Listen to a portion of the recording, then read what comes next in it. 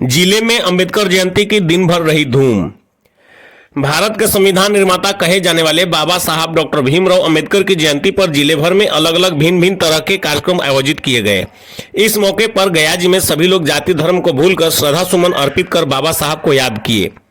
एक और जहां खिरियावा पंचायत के मुखिया राजेश कुमार सिंह ने अपने छोटे भाई पूर्व वार्ड पार्षद संतोष सिंह के साथ खिरियावा हाई स्कूल में बाबा साहब की जयंती मनाते हुए कहा कि बाबा ने अपना सारा जीवन भारतीय समाज में व्याप्त जाति व्यवस्था के खिलाफ संघर्ष में बिता दिया।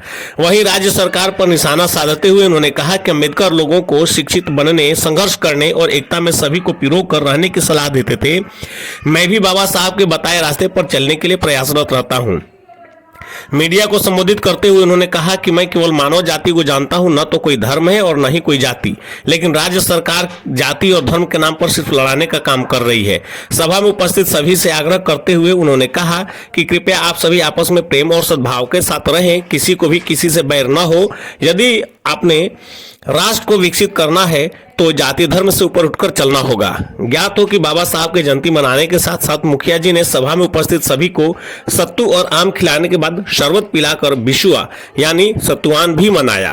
जयंती के अवसर पर मैं उन्हें कोटि कोटि नमन करता हूँ।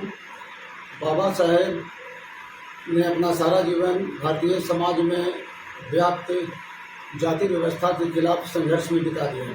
बाबा साहेब ने सभी लोगों को शिक्षित रहने, मिलजुल कर रहने एवं जाति पाति से ऊपर उठकर काम करने का सलाह और राय देते थे।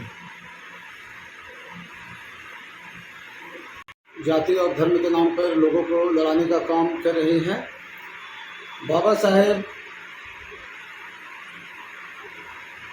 ने एक बात कही थी कि न कोई जाति होता है, न कोई धर्म होता है। जाति सिर्फ एक है और वो है मानव जाति।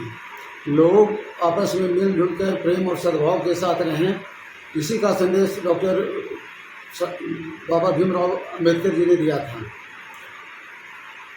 और अगर देश को विकसित करना है तो हम लोगों को जाति और धर्म से ऊपर उठकर काम करना होगा, तभी देश का विकास होगा।